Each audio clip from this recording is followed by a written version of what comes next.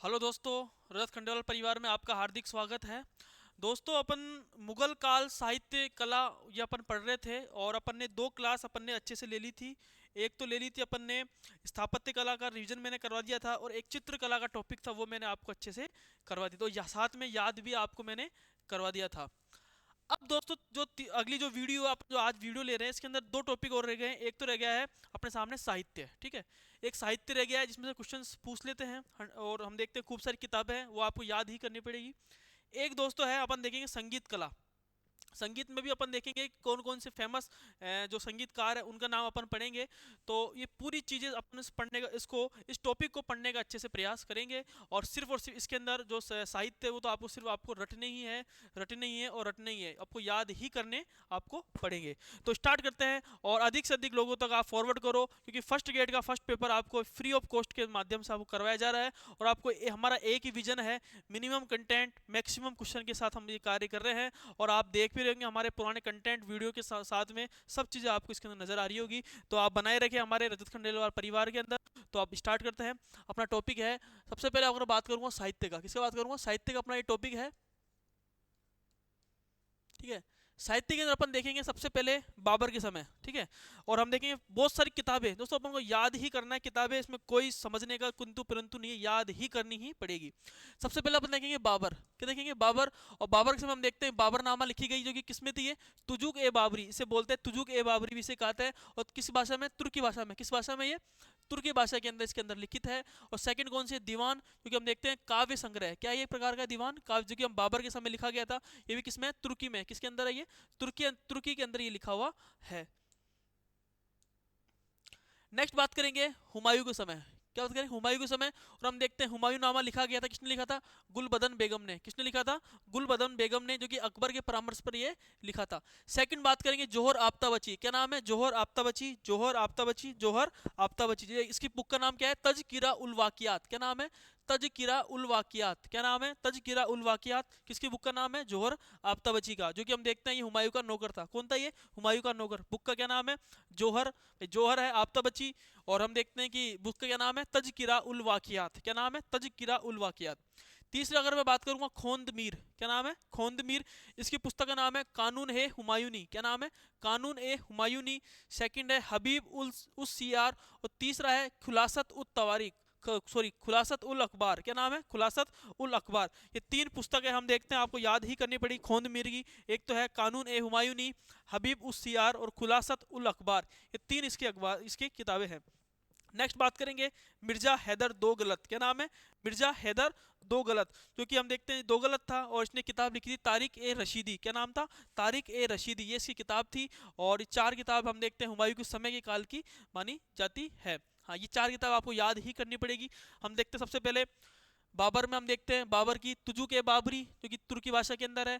एक दीवान है जो कि तुर्की, जिसका काव्य संग्रह है, जो कि हम देखते हैं तुर्की भाषा के अंदर है।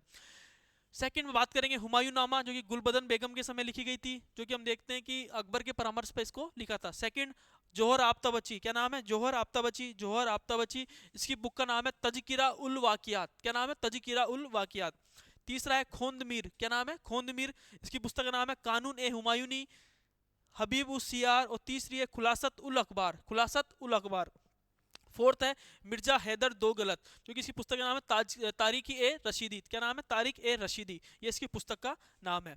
ये तो हो गया कंप्लीट हुमायूं का। अब बात करेंगे अकबर का, क्या नाम है, अकबर। अब अकबर के समय जो पुस्तकें लिखी गई, सबसे पहले इंपॉर्टेंट है अब्बास खां सरवानी, क्या नाम है, अब्बास खां सरवानी। इसने पुस्तक लिखी थी तारिक ए शेर शाही या तारिक ए अकबर शाही, नाम से पता चल रहा है अकबर के लिए लिखेगा। तो तारिक, तारिक बोलते इतिहास को, क्या बोलते, तारिक, तारिक बोलते इतिहास को,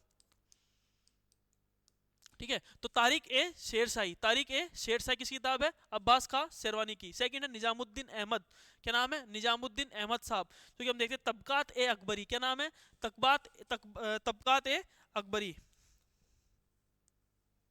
तबकात ए अकबरी। तीसरा है अहमद यादगार, क्या नाम है, अहमद याद, तारिक ए शाही, क्या नाम है, तारिक ए शाही, ये आपको याद ही रखनी पड़ेगी। फोर्थ है मुल्ला दाऊद, क्या नाम है, मुल्ला दाऊद, ठीक है, मुल्ला दाऊद। की पुस्तक का नाम है तारिक ए अल्फी, क्या नाम है, तारिक ए अल्फी। क्योंकि हम देखते हैं कितने वर्ष का इतिहास है इसके अंदर, 1000 वर्ष का इसके अंदर इतिहास हमें नजर आता है। पांचवी है मीर कजवनी, क्या नाम है, मीर कजवनी, जो कि हम देखते हैं कि इसकी पुस्तक का नाम था नफाइस उल मासिर। क्या नाम था? नफाइस उल मासिर। अमीन कजवनी की किताब क्या नाम है? नफाइस उल मासिर। ये आपको अच्छे से याद ही करनी पड़ेगी। तो चार पुस्तक कौन कौन सी है? पांच। अब्बास खां सरवानी की तारीख ए शेर शाही या फिर अकबर शाही। निजामुद्दीन अहमद की तबकात अकबरी। क्या नाम है? तकपा भाई अकबर के लिए लिख रहा है सारा ये, तबकात अकबरी, निजामुद्दीन अहमद साहब। अहमद यादगार तारीख शाही। मुल्ला दाऊद तारीख अल्फी, जो कि 1000 वर्ष का इतिहास लिखने पर ये इसको लिखी गई थी। तारीख अल्फी कौन सी पुस्तक है? तारीख अल्फी। और हम देखते हैं कि अकबर के किसके आदेश पर? अकबर के आदेश पर 1000 का वर्ष का इतिहास के अंदर लिखा हुआ है। कितने वर्ष का इतिहास लिखा हुआ है? 1000 वर्ष का इतिहास लिखा हुआ है। मुल्ला दाऊद की पुस्तक है तारीख अल्फी। मीर कजवनी की है नफाइस उल मासिर। क्या नाम है? नफाइस उल मासिर। नफाइस उल मासिर किसकी किताब है ये? मीर कजवनी। मीर कजवनी की कौन सी है? नफाइस उल मासिर। नेक्स्ट चलते हैं अबुल फजल। हम देखते हैं अकबर के समय था ये, और इसने 3 लिखी, अकबरनामा फर्स्ट, अकबरनामा सेकंड, और तीसरी जो थी वो आईने अकबरी कहलाती थी। और अबुल फजल की आत्मकथा इसके अंदर हमें नजर आती है। हम देखते हैं अबुल फजल ने क्या लिखा था? अकबरनामा लिखा था। तो 3 इसके अंदर हम देखते हैं आईने हैं, और एक तीसरे आईन के अंदर आईने अकबरी है। 3 भाग है इसके, अबुल फजल के अंदर 3 भाग है ना। और तीसरे भाग में हम देखते हैं अबुल फजल की आत्मकथा ये कहलाती है। सातवीं कौन सी है? बाईजीत बयात। क्या नाम है? बाईजीत बयात ने क्या लिखा था? तजकिरा ए हुमायूं या तजकिरा ए अकबर। क्या नाम है? तजकिरा ए हुमायूं, तजकिरा ए अकबर। ये किसने लिखा था? बाईजीत बयात ने। नेक्स्ट है अब्दुल कादिर बदायूनी। ये सबसे इंपॉर्टेंट है, अब्दुल कादिर बदायूनी, जो हम देखते हैं इसने एक भारत का इसने आम इतिहास लिखा था। सेकंड चीज अगर मैं बात करूं, इसने धार्मिक जो अकबर की जो धार्मिक नीति थी उसकी आलोचना किसने की थी? हम देखते हैं अब्दुल कादिर बदायूनी ने की थी। उसकी पुस्तक का नाम है मुंतखब उल तवारीख। क्या नाम है पुस्तक का? मुंतखब उल तवारीख। क्या पुस्तक क्या नाम है? मुंतखब उल तवारीख, ये इसकी पुस्तक का नाम है। आगे चलते हैं। हाँ, अब ये तीसरी होगी जहांगीर अपने अकबर की। अकबर के समय कौन कौन सी पुस्तक है? सबसे पहले अब्बास का सरवानी। सरवानी की तारीख है शेरशाह ये अकबरी। निजामुद्दीन अहमद के समय तबकात अकबरी। देखो इधर से अकबर शाह, ये इधर तबकात है। अहमद यादगार तारीख है शाही। मुल्ला दाऊद के समय तारीख है अल्फी, जो कि 1000 वर्ष का इतिहास इसके अंदर है। मीर कजवनी की है नफाइस उल मासिर। नफाइस उल मासिर। अबुल फजल के समय हम देखते हैं अकबरनामा फर्स्ट, अकबरनामा सेकंड, और आईने अकबर, जो कि इसमें लिखा हुआ अबुल फजल की आत्मकथा है। बाईजीत बयात में हम देखते हैं कि तजकिरा ए हुमायूं और तजकिरा ए अकबर। तजकिरा ए हुमायूं, तजकिरा ए अकबर, ये पुस्तक लिखी थी, और इसे भारत का आम इतिहास कहा जाता है। और अकबर की इसके अंदर हम देखते हैं धार्मिक आलोचना इसके अंदर नजर आती है।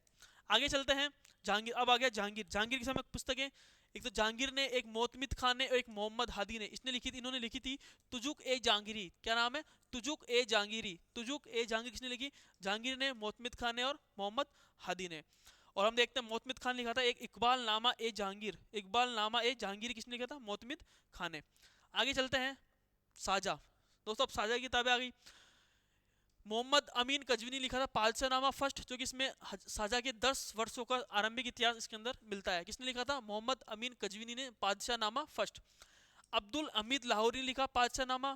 मोहम्मद वारिस ने भी क्या लिखा था? पादशाहनामा, ये किताब लिखी थी। और फिर चंद्रभान का चार चमन, मोहम्मद साले, अमल ए साले, इनायत खान ने क्या लिखा था? शाहजहानामा। क्या लिखा था इनायत खान ने? शाहजहानामा।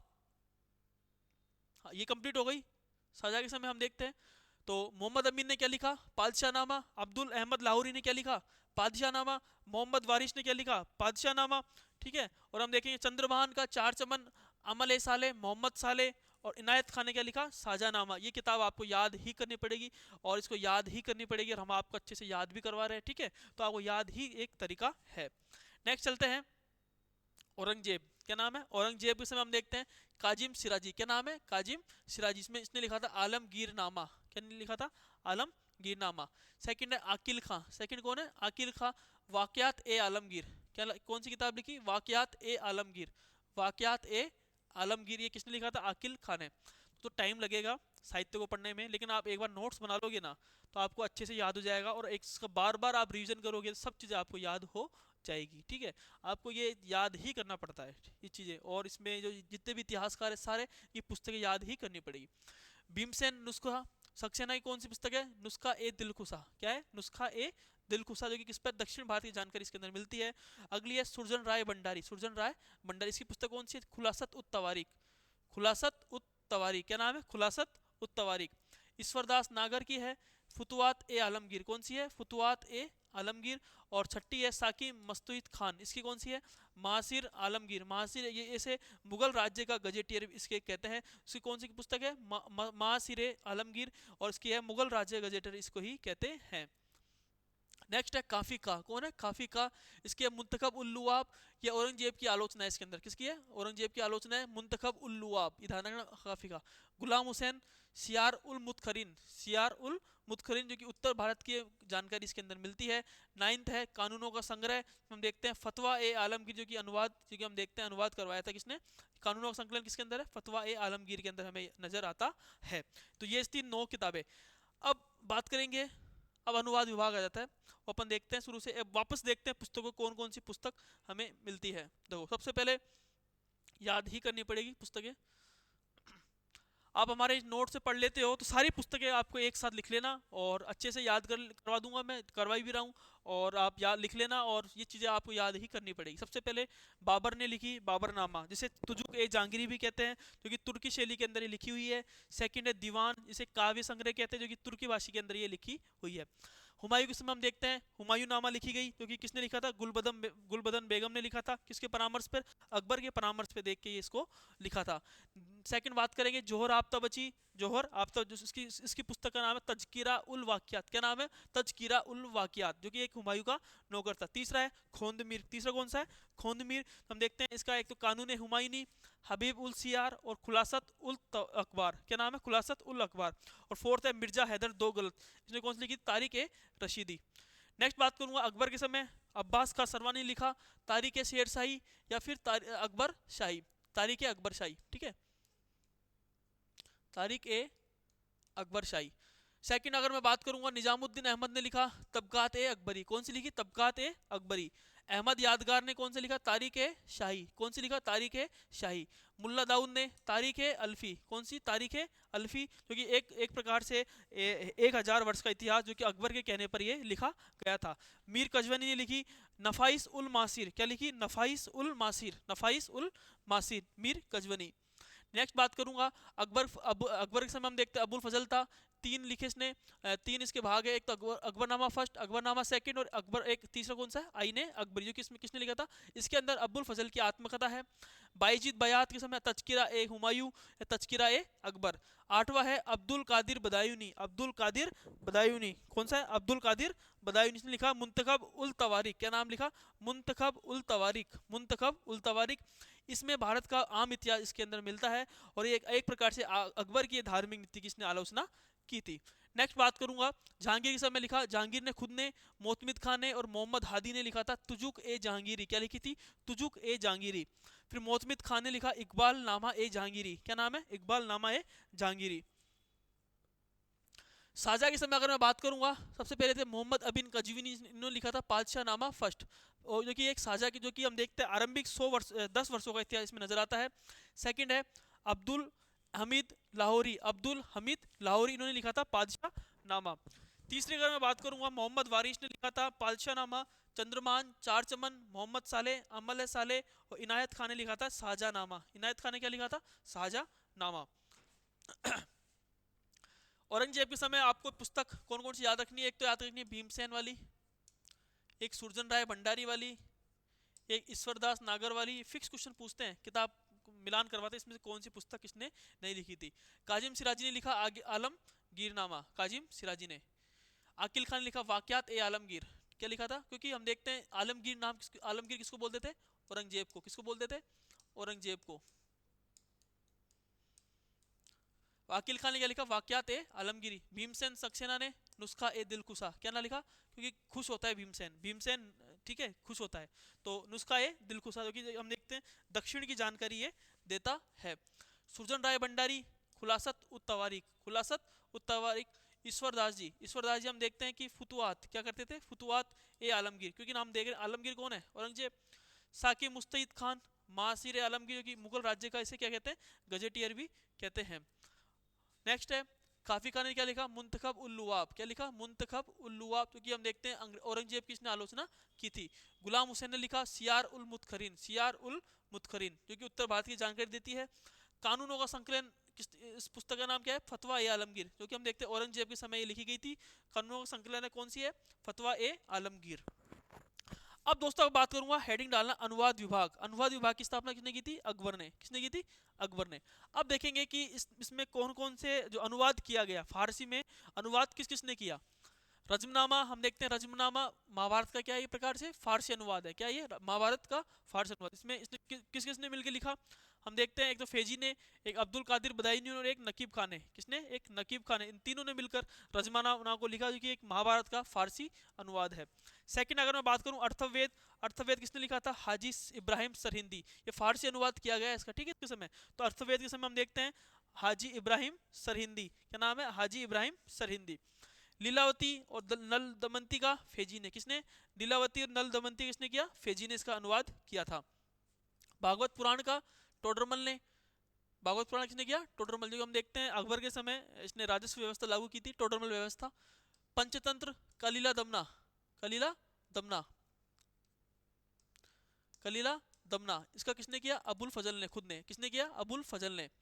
नेक्स्ट है सिंहासन बत्तीसी का बदायूनी ने। किसने किया था? बदायूनी ने। भगवत गीता का हम जिसमें हम देखेंगे भगवत गीता और योग शिष्ट का, योग का दाराशिको। हम देखते हैं भगवत गीता और कौन करेगा? यही करेगा, कौन? दाराशिको ही इसके अंदर करेगा। नेक्स्ट बात करेंगे अपन, इसके अलावा अगर बात करेंगे और हाँ, हरिवंश पुराण का मौलाना शेरी। क्या नाम है? मौलाना शेरी। इसने ही अनुवाद किया था। सिरे अकबर का, जो कि हम देखते हैं 52 उपनिषद का संग्रह, किसने किया? दारा शिकोह ने। किसने किया? दारा शिकोह ने। तो ये खत्म हो गया अपना अनुवाद विभाग। तो एक बार वापस से मैं अनुवाद विभाग की वापस से रिवीजन कर पूछते हैं क्वेश्चन। आपके एग्जाम देखना, काफी एग्जाम के अंदर पूछेंगे क्वेश्चन।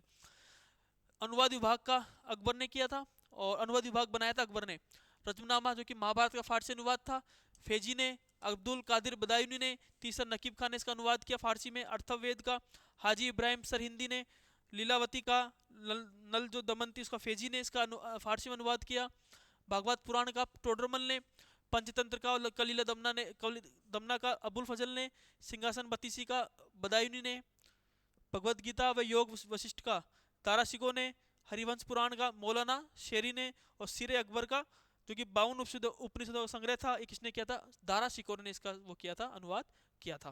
दोस्तों ये था साहित्य, आपको ये याद ही करने पड़ेंगे और ये अनुवाद आपको याद ही करने पड़ेंगे। अब आता है संगीत काल, संगीत कला।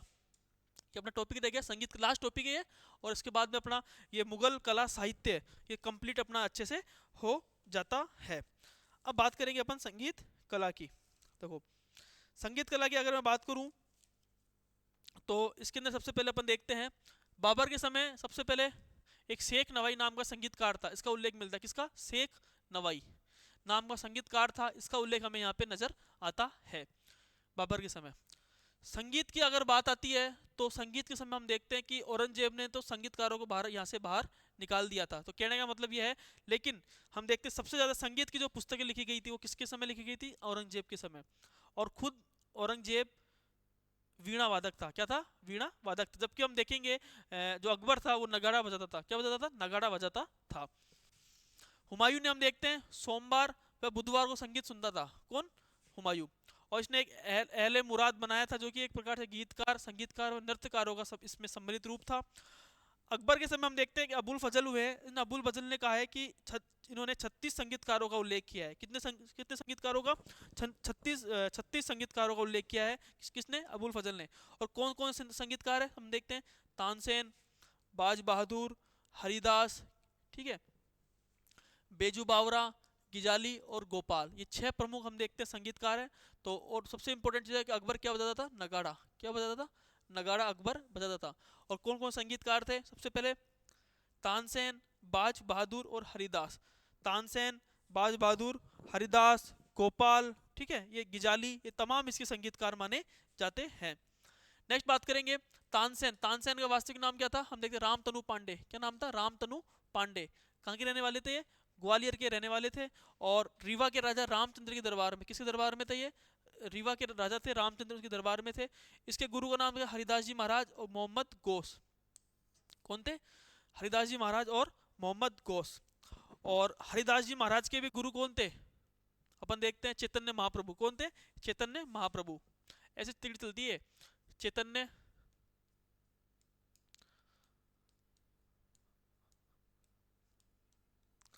हरिदास जी, उसके बाद में हम देखते हैं इसके गुरु को, इसके शिष्य कौन थे, हम देखते हैं ये क्या नाम है, तानसेन। कौन थे, तानसेन। और तानसेन के बारे में तो काफी है, और हम देखते हैं कि इसकी उपाधि का जिक्र मिलता है तानसेन को, कंठाभरण बाणी विलास, क्या नाम है, कंठाभरण बाणी विलास की उपाधि इसको दी, किसने दी थी, अकबर ने इसको प्रदान की थी, किसको, तानसेन को कंठाभरण वाणी विलास की उपाधि इनको दी थी। नेक्स्ट बात करेंगे, तानसेन की राग कौन कौन सी थी, मियाँ की टोड़ी, मियाँ की मल्हार, मियाँ की सारंग और दरबारी कांदड़ा। कौन कौन सी, मियाँ की टोड़ी, मियाँ की मल्हार, मियाँ की सारंग और दरबारी कांदड़ा। और कहते हैं कि अबुल फजल ने कहा है, अच्छा स्टेटमेंट कहा है तानसेन के लिए, तानसेन के समान गायक पिछले 1000 वर्षों से भारत में नहीं हुआ है। ठीक है, ये अच्छा स्टेटमेंट है। और पिछले जो फर्स्ट ग्रेड हुई थी उसके अंदर क्वेश्चन आया था बाकायदा कि किसने कहा है, कि तो किसने कहा है, किसके लिए कहा है, और तानसेन के लिए कहा है, किसने कहा, बोला है, अबुल फजल ने ये बोला है। नेक्स्ट चलते हैं, बाज बहादुर। बाज बहादुर भी इसके समय संगीतकार था, और इसकी जो पत्नी थी रूपमती, ये डांसर थी। बाज बहादुर संगीत बजाता था, और रूपमती क्या करती थी, डांस करती थी। ये मालवा का शासक था, इसे 2000 का क्या दिया था, मनसब इसको दिया था। और इसकी बेगम रूपमती थी जो कि नृत्यांगिनी थी। और अबुल फजल ने अच्छे से स्टेटमेंट दिया है कि वह संगीत विद्या एवं हिंदी गीतों में अपने समय का सर्वश्रेष्ठ व्यक्ति था। संगीत के विद्या एवं हिंदी गीतों में, क्योंकि हिंदी गीत होते हैं उसके अंदर सबसे जो सर्वश्रेष्ठ व्यक्ति कौन था उस समय, किसका, अबुल, ये बाज बहादुर था। किसने किया है, अबुल फजल ने जिक्र इसका किया है। नेक्स्ट चलते हैं, अब आता है जहांगीर। क्या आता है, जहांगीर। जहांगीर के समय हम देखते हैं संगीतकार थे, एक तो था बिलास खां, क्या नाम है, बिलास खां, नाम से पता चल रहा है बिलास खां। एक संगीतकार था सौकी खां, क्या नाम है, सौकी खां, जो कि हम देखते हैं इसने, इसे आनंद खां की उपाधि क्या मिली थी, क्या क्या उपाधि थी इसकी, उपाधि आनंद खां, आनंद खां।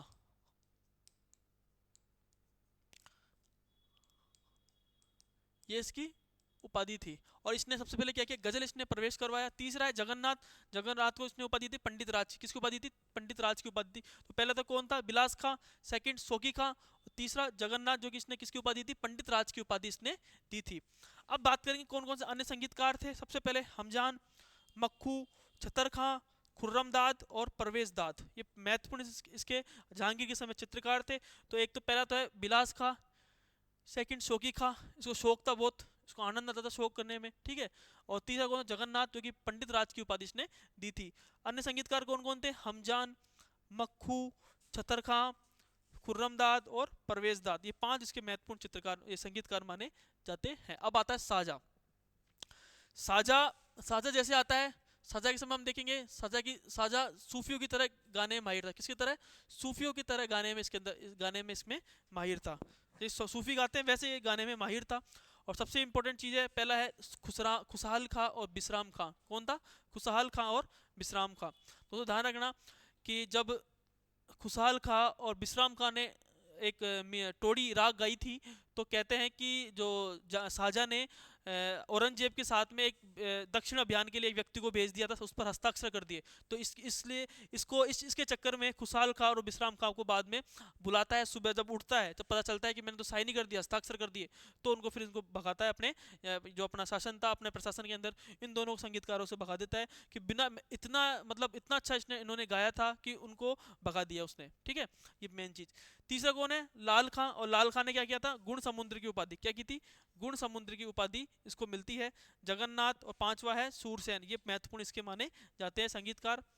कसीदा इसके समय हम देखते हैं नई शैली प्रारंभ होने लग गई थी। अब लास्ट है औरंगजेब। और हम देखते हैं जैसे ही औरंगजेब आता है तो सारे संगीतकार चले जाते हैं, सारे जितने चित्रकार हैं। और इसके समय दो ही थे, एक तो रसबैन खान, एक सुनी खैन, और एक कृपा। क्या नाम था, सुनी, ये सुनी था, और एक था कृपा। एक कुशल क्या था, जो है वीणा वादक था। क्या था, कुशल वीणा वादक। इसने दरबार में संगीतकारों को निकाल दिया। इसने कहा इसकी कब्र इतनी गहरी दफनाओ ताकि आवाज़ आसानी से बाहर न निकले। ये इसका स्टेटमेंट है किसका था, ये औरंगजेब का। तो इसकी कब्र इतनी गहरी दफनाना ताकि आवाज़ आसानी से बाहर न निकल सके। और संगीत पर सर्वाधिक पुस्तकें इसी के समय लिखी गई थी। तो ये महत्वपूर्ण है औरंगजेब। नेक्स्ट बात करेंगे मोहम्मद शाह रंगीला। इसके समय हम देखते हैं प्रमुख संगीतकार कौन कौन से, एक तो सदारंग, एक अदारंग, ये दो महत्वपूर्ण क्या है, संगीतकार माने जाते हैं। और हम देखते हैं इसके समय संगीत का सर्वाधिक विकास इसी के समय हुआ था। संगीत का सर्वाधिक विकास किसके समय हुआ था? संगीत इसी समय हुआ था। और यह रंगीला पिया के नाम से ख्याल लिखता था। यह रंगीला पिया के नाम से ख्याल लिखता था। कौन? मोहम्मद शाह रंगीला। और संगीत का सर्वाधिक विकास इसी के समय हुआ था। उर्दू का। किसका? उर्दू का। नेक्स्ट बात करेंगे, ये हो गया। हाँ,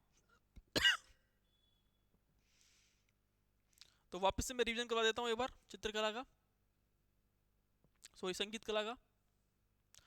मुगल काल संगीत कला के अंदर सबसे पहले बाबर के समय शेख नवाई नामक संगीतकार का उल्लेख है। हुमायूं के समय सोमवार और बुधवार को संगीत सुनता था हुमायूं। अकबर के समय अबुल फजल ने 36 संगीतकारों का उल्लेख किया है। उनमें से तानसेन है, बाज बहादुर है, हरिदास है, बेजू बावरा है, गिजाली है, गोपाल है। अकबर बहुत अच्छा क्या था? एक प्रकार से नगाड़ा बजाता था। तानसेन का वास्तविक नाम क्या था? रामतनु पांडे इसका वास्तविक नाम था। इसके जो चैतन्य महाप्रभु, हरिदास जी और तानसेन, एक प्रकार इनकी तीनों तिगड़ी थी। और कहते हैं कि रीवा के राजकुमार चंद्र के दरबार में था। ठीक है। तानसेन को हम देखते हैं उपाधि मिली थी अकबर के द्वारा, कंठाभरण बाणी विलास। क्या नाम है? कंठाभरण बाणी विलास। उपाधि प्रदान किसने की थी? अकबर ने इसको उपाधि प्रदान की थी। नेक्स्ट बात करते हैं, तानसेन की राग कौन कौन सी है? मियाँ की टोड़ी, मियाँ की मल्हार, मियाँ की सारंग और दरबारी कांदड़ा। ये चार इसकी हम देखते हैं राग है। अबुल फजल ने कहा है कि तानसेन के समान गायक, जो तानसेन है उसके समान गायक 1000 वर्षों के से ये कोई भी भारत में नहीं हुआ है। ये किसने कहा है? अबुल फजल ने ये कहा है।